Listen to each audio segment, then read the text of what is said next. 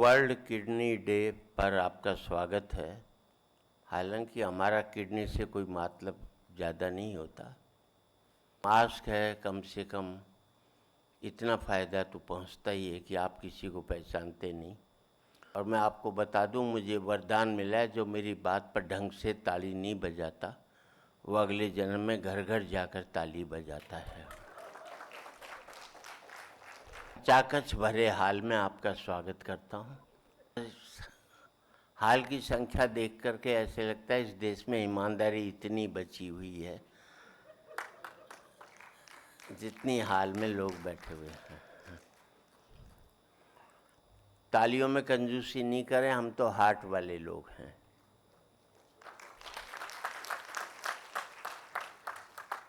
अभी चुनाव हुए, किसी ने कहा तुम भी चुनाव लड़ लो। मैंने कहा मैं नहीं लड़ता। बोले क्यों नहीं लड़ते? मैंने कहा यार, जब देश की जनता को हमने प्यार से जीत लिया हो तो हमें लड़कर जीतने की क्या जरूरत पड़ी है।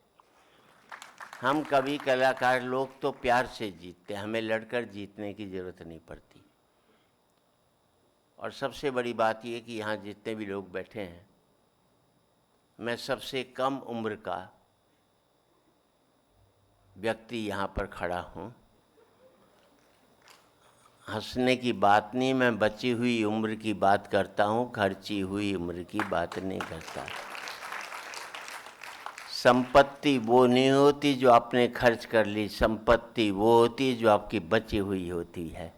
तो बची हुई उम्र की संपत्ति मेरे पास सबसे कम है, इसलिए सबसे कम उम्र का हूँ मैं। और दूसरे मैं बता दूँ, आप कब तक जिए ये महत्वपूर्ण नहीं है, कैसा जिए ये महत्वपूर्ण है।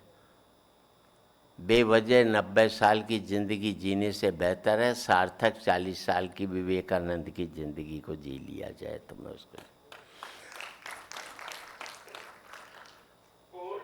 मतलब जो 42 नंबर बेड पर मरीज था वो क्लियर हो गया। नहीं मतलब मैं तो हिंदी में यही समझूं भाई। इसकी भाषा तो खैर आप ही जानते, जो मैं सीधी सादी भाषा में समझा तो ही समझा। अभी भी लोग आ रहे हैं, मैं उनका सम्मान करता हूँ। इस देश में जो लेट आता है, मुझे लगता है उसने भारतीय संस्कृति को अभी तक जीवित रखा हुआ है।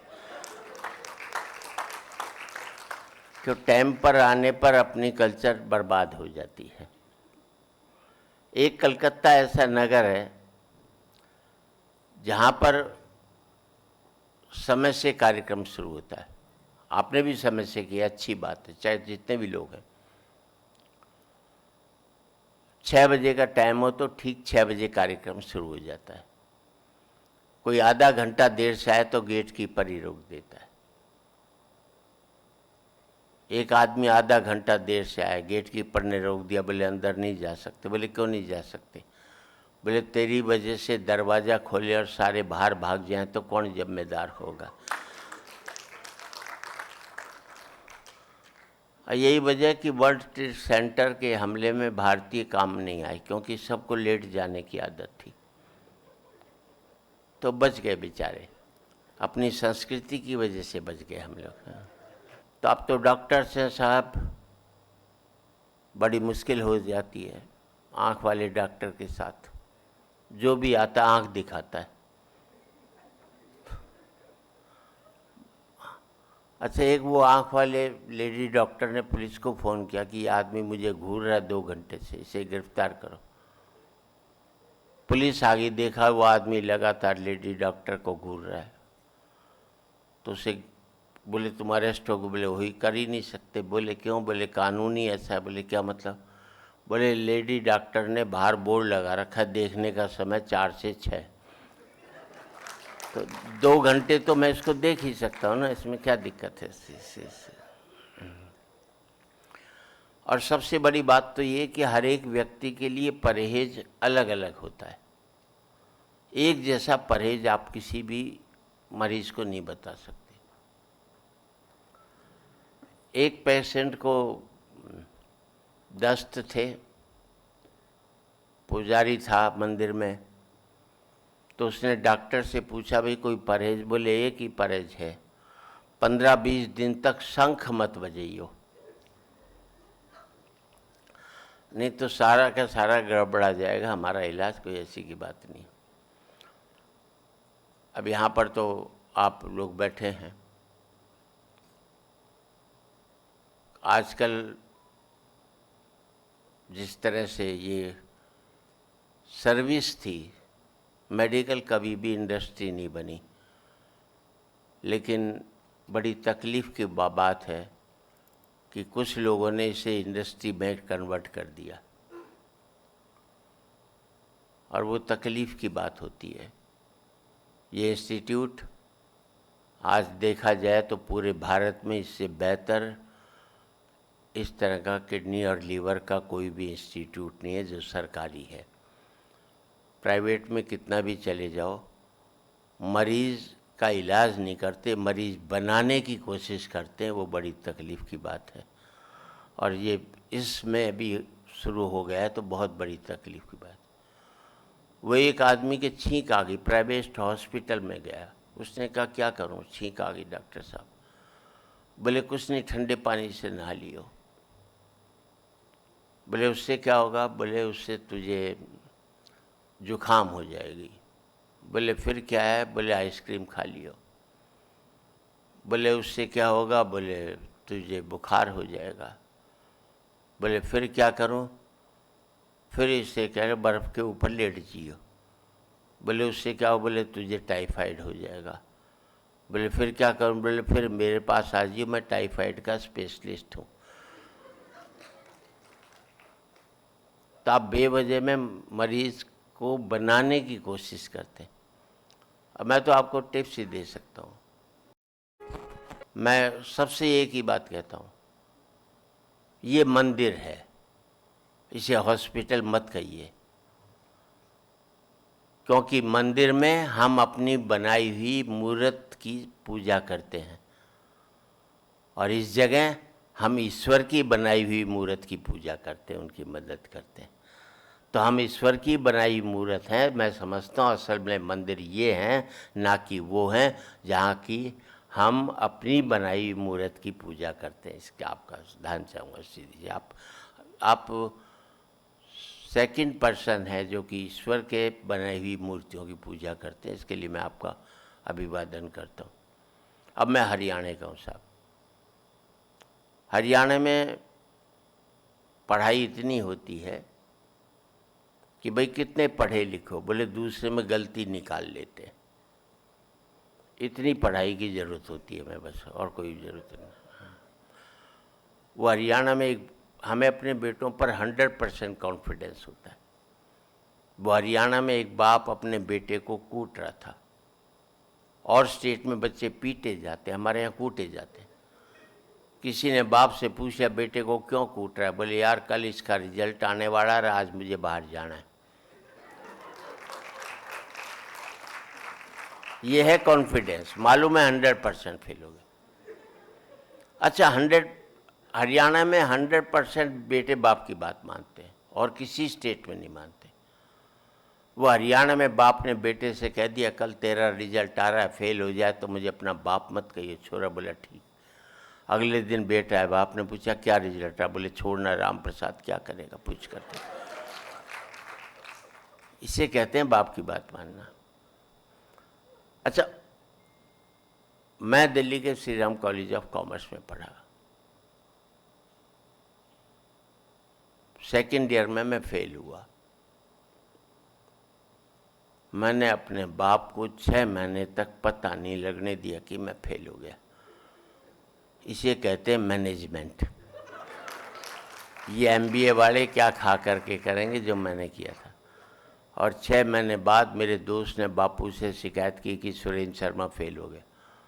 बापू ने कहा फेल हो गया तो क्या हो गया, इम्तिहान कोई कुंभ का मेला है जो 12 साल में आएगा, अगले साल दे लेगा, क्या फतारी है। हम अपने बच्चों को इतना तनाव देते हैं कि आज 5वीं 6ठी क्लास के बच्चे आत्महत्या करने लग गए। हमने उनका बचपन मार करके रख दिया, इससे बड़ा अपराध हम कभी भी नहीं कर सकते। अच्छा, मैंने अपने बेटे से कह दिया था तू 50% से ज़्यादा नंबर मत लियो, क्योंकि मेरे 51 आए थे। ज़्यादा लिया था ज़िंदगी भर चिढ़ाता रहता। 45% लिया है। 95 लिया था अमेरिका में भाग लेता, 45% लिया, साला मुझे दिल्ली छोड़कर गाजियाबाद नहीं जा सकता जिंदगी। और पूरे सदन की तालियां इस बात पर चाहूँगा, साहब मेरा सुख ये नहीं है कि मेरा बेटा अमेरिका में 5 लाख रुपया महीना कमा रहा है। मेरा सुख ये है कि मेरा बेटा 50,000 रुपया महीना कमा रहा है, लेकिन शाम का खाना मेरे साथ बैठ कर के खा रहा है। जिंदगी में पैसा एक सुख था, हमने उसको एकमात्र सुख बनाकर अपनी ज़िंदगी में कितने कांटे बोए हैं शायद हमको भी मालूम नहीं होगा साहब, सीधी सी बात है। और मैं आपसे इतना ही कहना चाहता हूँ, बच्चों को इतना लायक मत बनाओ कि आप उनके लायक नहीं रहो। आज एक बहुत बड़ी पीड़ा होगी, हम बच्चों को इतना लायक बना देते हैं कि बाद में वो हमें अपने लायक नहीं समझते। ये संस्कृति के साथ दिक्कत हो रही है इस मुल्क में। मॉडर्नाइजेशन लाना था, हम वेस्टर्नाइजेशन लिया है।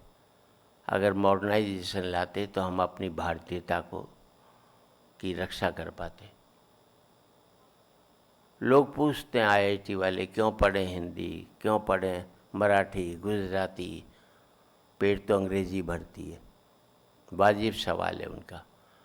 मेरा जवाब अच्छा लगे तो आपकी तालियां उठे। मैंने कहा इसलिए पढ़ लेना, मैं मानता हूँ अंग्रेजी तुम्हें काट देती है, पर हमारी भारतीय भाषाएं तुम्हें संस्कार देती हैं।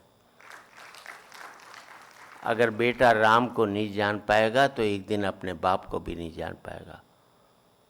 आपकी जितनी भी भारतीय भाषाएं, जो भी आप बोलते हैं, वो बच्चे को आनी चाहिए, ताकि आपकी संस्कृति और आपके संस्कार से वो जुड़ सके। और टिप्स कहीं ना कहीं देना चाहता हूँ। जैसे बच्चों की बात कर लो, हरियाणा में बच्चे जो हैं 2 मिनट में आपकी पोल खोल दे। वो बाप ने बेटे से कह दिया, कल टीचर ने बच्चे से पूछ लिया, मान ले मैंने तेरे बाप को 1 लाख रुपए दिए, 10% इंटरेस्ट, बता 2 साल बाद तेरा बाप कितने लौटाएगा? बच्चा बोला 1 भी नहीं। मास्टर ने बेटे को चाटा मारा, बोले बेटे तू हिसाब नहीं जानता। बोले मास्टर मैं तो हिसाब जानता हूँ, पर तू मेरे बाप को नहीं जानता। उसने आज तक किसी का नहीं लौटाया, तेरा कहाँ से लौटा देगा? तो ये बच्चे 1 मिनट में आपकी पोल पोल्टी खोल देते हैं। वो एक बच्चे अच्छा, पतियों को तो बड़ा होशियार रहना पड़ता है, सपने में भी होशियार रहना पड़ता है। पति कह लो, बेचारा कह लो, ये पर्यायवाची शब्द है। वो एक पति रात को सपने में बड़बड़ा रहा, रूबी रूबी रूबी। पत्नी ने उठाए उसे, बोले कौन है रूबी? पति समझ गया, बोले घोड़ी का नाम है। घोड़ी का नाम? बोले क्या मतलब? बोले मैं सपने में रेस कोर्स में बैठा था, इस रूबी नामक घोड़ी पर मैंने पैसे लगा दिए थे, तो ये पीछे रह रही थी, तो मैं इसे बढ़ावा दे रहा था, रूबी रूबी रूबी। पत्नी बोली ठीक। अगले दिन शाम को पति आया तो पत्नी बोली वो तेरी घोड़ी का 3 बार फोन आया था, जरा तू बात कर लियो उससे। तो हम बेचारों को तो सपने तक में भी होशियार रहना पड़ता, कोई ऐसी बात नहीं है। अच्छा वैसे मैं बता दूं, इस मुल्क में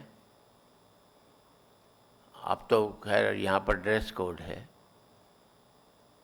वरना डॉक्टर साहब देखा जाए तो जितने भी युद्ध हुए महिलाओं की वजह से हुए, मरे हम। पूरी महाभारत जो सबसे बड़ी लड़ाई हुई थी, द्रौपदी की वजह से हुई। अगली बाल खोल करके बैठ गई थी कि बाल जब बांधूंगी लड़ मर करके वापस आ जाएगा। सब करोड़ों की तादाद में हम मर गए।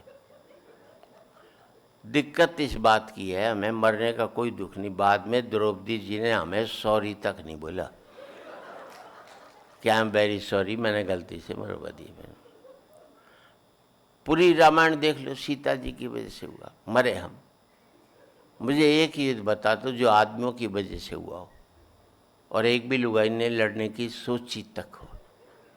लड़ना तो दूर, सोचा तक नहीं, ये तो हमें ही पटापट मरवाती थी। मैं सीधी सी बात कर, अच्छा इतनी महिलाएं बैठी, कहीं भी चले जाओ, एक का सूट एक की साड़ी दूसरे से नहीं मिलेगी, चाहे 1000 हो या 5000 हो, और हम पति तीसरा डिजाइन नहीं हमारे पास आज तक।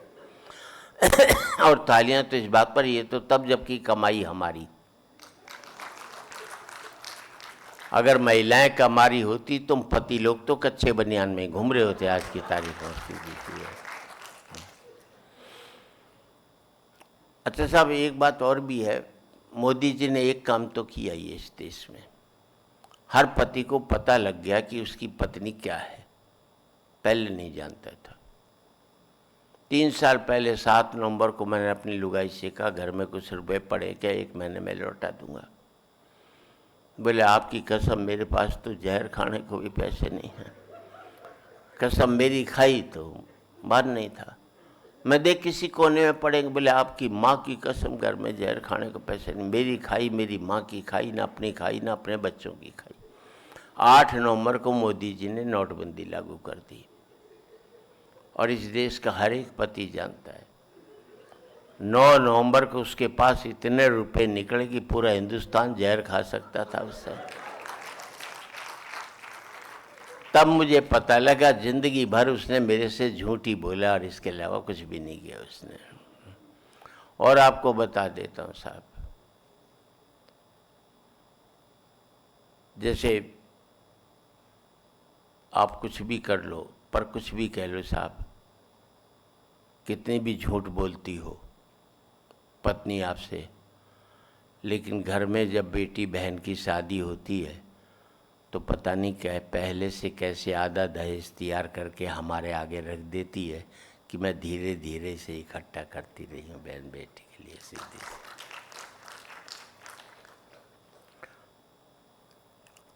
हाँ, जल्दी बैठ जाइए, मैं तो इसी काम के लिए लाया गया हूँ कि जब तक हाल नहीं भरे तब तक बोलते रहना,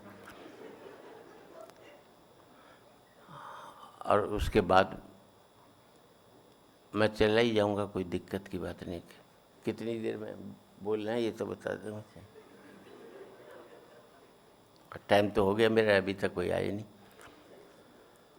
अच्छा, सबसे बड़ी बात क्या है, हाथ में घड़ी नहीं, मैं एक जगह लगातार पढ़ता रहा, मैंने कहा पता ही नहीं कितनी देर पड़ गया, हाथ में घड़ी नहीं थी। बोले पीछे कैलेंडर लगा था, वही देख लेता कम से कम।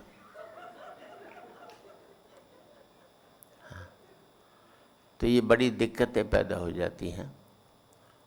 मैं राजनीति पर ज़्यादा नहीं कहता, क्योंकि मेरा मानना है कि इस देश में सत्ता बदलती है, व्यवस्था नहीं बदलती। चेहरे बदलते हैं, चरित्र नहीं बदलता, मुखौटे बदलते हैं, मन नहीं बदलता। हम इस मुल्क में राजनीति में उसका चेहरा बदल देते हैं, पर राजनीति अपना करैक्टर कभी भी नहीं बदलती। कि कोई फर्क नहीं पड़ता इस देश में राजा रावण हो या राम, कोई फर्क नहीं पड़ता इस देश में राजा रावण हो या राम। जनता तो बेचारी सीता है, रावण राजा हुआ तो वनवास से चोरी चली जाएगी, और राम राजा हुआ तो अग्नि परीक्षा के बाद फिर वनवास में भेज दी जाएगी। और कोई फर्क नहीं पड़ता इस देश में राजा कौरव हो या पांडव, जनता तो बेचारी द्रौपदी है, कौरव राजा हुए तो चीरहरण के काम आएगी, और पांडव राजा हुए तो जुए में हार दी जाएगी। और कोई फर्क नहीं पड़ता इस देश में राजा हिंदू हो या मुसलमान, जनता तो बेचारी लाश है, हिंदू राजा हुआ तो जला दी जाएगी, और मुसलमान राजा हुआ तो दफना दी जाएगी, मुसलमान राजा हुआ तो दफना दी। मुझे याद है वो एक मंत्री ने के बेटे ने उससे कहा, बोले पापा मैं राजनीति में आना चाहता हूँ। 8-9 साल का बच्चा। बोले रहने दे। बोले ना मुझे पढ़ना नहीं, मुझे तो राजनीति में जाना है। ठीक है, तो बाप ने बेटे से कहा देख पहली मंजिल पर चढ़ जा। बेटा चढ़ गया। बोले अब क्या करूं? बोले ऊपर से नीचे कूद जा। वो ऊपर से बोले नहीं चोट लग जाएगी, वो ऊपर से नीचे कूद गया, बोले मैं पकड़ लूँगा नीचे से। वो कूद गया नीचे, बाप ने पकड़ा नहीं, हाथ पैर टूट गए। बोले पिताजी आपने कहा था मैं राजनीति की शिक्षा दे रहा हूँ, ऊपर से कूद जा। तो बोले बेटे राजनीति की पहली शिक्षा एक ही है कि अपने बाप की भी बात का विश्वास मत करियो, जो भी करियो अपना निर्णय सोच करके लियो, सीधी सी सब कुछ होता है। और हमारे हरियाणा में तो क्या है कि नुकसान कर लेंगे पर जवाब नहीं देंगे किसी बात का। वो एक आदमी पान वाले की दुकान पर गया, बोले सिगरेट है, बोले है, बोले इंडियन लेगा कि इम्पोर्टेड, बोले इंडियन। खुली लेगा पैकेट में, बोले पैकेट में 10 वाला पैकेट की 20 वाला, बोले 20 वाला। किंग साइज की स्मॉल साइज, बोले भाई किंग साइज लूँगा। फिल्टर वाला लेगा कि बिगर फिल्टर वाला लेगा? उसने कहा फिल्टर वाला लूँगा। नगर लेगा कि उधार लेगा? उसने कहा भाई नगर ले लूँगा। बोले खुला हुआ नोट है कि बंधा हुआ नोट है? बोले मैंने सिगरेट पीनी छोड़ दी है, तू अपने पास रख ले भैया। इतने सारे जवाब देने से बेहतर है कि वो। और मैं आपसे इतना ही कहना चाहता हूँ, आप एक बहुत बड़ा काम करते हैं, विश्वास रख लेना। ओशो ने कहा था जब आप हंसते हैं तो ईश्वर की प्रार्थना करते हैं, और हंसते आप तब हैं जब किसी की तकलीफ़ में रोना सीख जाते हैं। अगर किसी की तकलीफ़ में आपको रोना नहीं आया तो आपको हंसने का हक नहीं दिया किसी ने। और तालियां इस बात पर चाहिए। ओशो कहते जब आप हंसते हैं तो ईश्वर की प्रार्थना करते हैं, और मैं कहता हूँ जब आप किसी को हंसाते हैं तो फिर ईश्वर आपके लिए प्रार्थना करता है। आप किसी के आंसू पोंछ लीजिए, फिर किसी मंदिर मस्जिद गुरुद्वारे गिरजाघर जाने की ज़रूरत नहीं है, ईश्वर ही आपके लिए प्रार्थना करता रहेगा। और कितने भी बड़े ताकतवर हो जाइए, सब कुछ हो जाइए, लेकिन कहाँ आप हार जाते हैं? सत्ताधीशों से, पैसे वालों से मैं एक ही बात कहना चाहता हूँ, बहुत बड़े हो जाना, लेकिन एक छोटे से बिंदु पर आप हार जाते हैं। सूर्य तुम बड़े महान हो, तुम्हारी महानता को मैं मानता हूँ, तुम्हारी ताकत को मैं स्वीकारता हूँ, क्योंकि तुम सुखा देते हो नदियाँ नाले पोखर झरने तालाब। अब आपका आशीर्वाद चाहिए। सूर्य तुम बड़े महान हो, तुम्हारी महानता को मैं मानता हूँ, तुम्हारी ताकत को मैं स्वीकारता हूँ, क्योंकि तुम सुखा देते हो नदियाँ नाले पोखर झरने तालाब। पर मुझे तुम्हारी कमजोरी पर बड़ा तरस आता है जब तुम नहीं सुखा पाते किसी मजदूर की पसीने की बूंदें। किसी मजदूर, किसी श्रमिक, किसी किसान की पसीने की बूंदें सबसे बड़े ताकतवर के ऊपर भी भारी पड़ती है। और मैं ये कि कभी गरीब का मजाक मत उड़ाना, ईश्वर ने जिसको दिया सब महत्वपूर्ण है। अमेरिका जाइए, सारे भारतीय दुखी मिलते हैं, सबके पास पैसा है। कोई आकर ये नहीं कहता सेठ बड़ा भूखा मुझे रोटी खिला दे। याद रख लेना, अमीरी की अकड़ तभी तक रहती है जब तक गरीबी उसे निहारती रहती है।